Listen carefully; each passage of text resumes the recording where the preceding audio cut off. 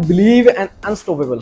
उन्होंने कहा कि इंसान को कोई नहीं रोक सकता। और इसी से रिलेटेड मैं ना आज आपको एक रियल स्टोरी सुनाऊंगा, बिल्कुल रियल स्टोरी। अक्सर आपके साथ ऐसा होता है ना कि जिस चीज की आप तलब करते हैं वो आपको कहीं ना कहीं से उसकी जवाब मिलता है, या कहीं ना कहीं से उसकी कोई ना कोई आपको सुराग लाजमी मिलता है। ऐसे होता है आपकी लाइफ में? ठीक है, यानी कि हम सेम है इस मामले में। टीचर हैं हमारे इंग्लिश वाले, उनसे मैंने बहुत कुछ सीखा है। उनकी बॉडी लैंग्वेज बहुत अच्छी है, उनसे मैं यानी कि सीखता रहता हूँ, टीचर से खासकर। बहरहाल मैं रियल स्टोरी आपको सुनाने वाला हूँ, और उसका जो उन्वान है वो क्या है, अगर आपका खुद पर यकीन है तो आपको कोई नहीं रोक सकता। सर बताते हैं कि हम पढ़ते होते थे जब अपने बचपन के अंदर, मेरा जो क्लास फेलो था उसका एक छोटा भाई था। हम उसे कहते थे कि पढ़ लो। वो हमारी तरह मतलब पढ़ने वाला नहीं था, एवरेज स्टूडेंट था जैसे हम हैं। हम सारे इधर एवरेज स्टूडेंट बैठे हुए हैं। हम ज्यादा सैर सपाटे में यकीन रखते हैं, हम ज्यादा शुगर मेले में यकीन रखते हैं। तो वो भी ऐसे ही था। वो कहता कि नहीं, मुझे यकीन है मैं एक दिन अमीर आदमी बनूंगा और मैं एक शाहाना लाइफस्टाइल गुजारूंगा। अब ये बात जो वो करता था, सर उनकी तरफ देख के मतलब हंसते थे भी, मतलब पढ़ेगा नहीं और ये वो करेगा तो कैसे आगे जाएगा। खैर सर ने समझाया उसको, मतलब भाई, बड़ा भाई होने के नाते उनका जो बड़ा भाई था, सर का दोस्त था, उसको समझाते रहे। लेकिन वो यही बात करता कि नहीं जी, मुझे यकीन है मैं कुछ ना कुछ बड़ा करूंगा और मैं बड़ा आदमी बनूंगा और मैं यानी कि बहुत ज्यादा पैसा कमाऊंगा। उसका ये एम था, उसका ये मकसद था।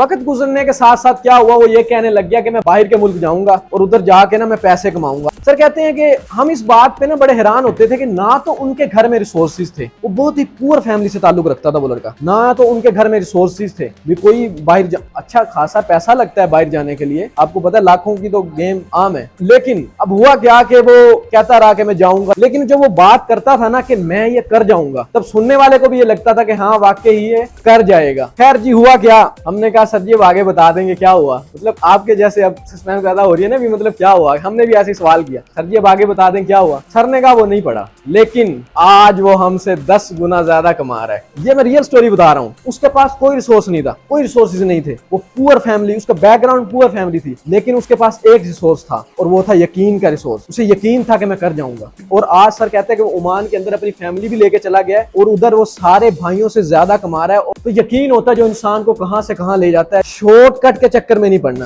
किरदार बिल्ड करने के चक्कर में पड़ना है। अपना किरदार बिल्ड करो, और किरदार रातों रात बिल्ड नहीं होता। ये कोई इमारत नहीं है जो रातों रात खड़ी हो जाएगी। किरदार बिल्ड करने में टाइम लगता है। वो इमारतें रातों रात खड़ी होती हैं। किसी ने क्या खूब कहा है कि मस्जिद तो बना दी शब भर में, ईमान की हरारत वालों ने, मन अपना पुराना पापी था, बरसों में नमाजी बन ना सका। टाइम लगता है। और एक बात खुद से कहनी है, चाहे मैं गिरूं, चाहे मैं गिराया जाऊं, चाहे अपनों के हाथों सताया जाऊं, लेकिन मैं सामना करूंगा। मैं अगर ठोकर खाकर गिरूंगा तो फिर उठ खड़ा होऊंगा, क्योंकि मैं जानता हूं अगर दुनिया में मुझे कामयाबी हासिल करने से कोई चीज रोक सकती है तो वो मैं खुद हूं। और एक और बात खुद से कहनी है कि मैंने अपने माँ बाप की आंखों में आंसू देखे हैं। मैं उन आंखों में अब हंसी देखना चाहता हूँ। मैं उन आंखों में अब सुकून देखना चाहता हूँ। और ये दुनिया की रंगीनी मुझे नहीं भटका सकती, और मेरी आरज़ू मुझे मेरे मकसद से पीछे नहीं हटा सकती। मैं जानता हूँ अभी अंधेरा है, मैं जानता हूँ क्या काली रात है आपकी जिंदगी में, लेकिन एक वक्त ऐसा आएगा, अगर आप यकीन रखते हैं, एक वक्त ऐसा आएगा कि आपका सुनहरा दिन आएगा। और मैं आपको एक कड़वा सच बताने जा रहा हूँ, जिंदगी का तल्ख हकीकत बताने जा रहा हूँ। अगर आप उसको मान लेते हैं अपनी जिंदगी के अंदर, तो आप ना तो किसी फ्रेम में पड़ेंगे, ना किसी धोखे में पड़ेंगे, और आप कामयाबी तक जरूर पहुंचेंगे। हर कोशिश करने वाले की लाइफ में एक वक्त ऐसा आता है,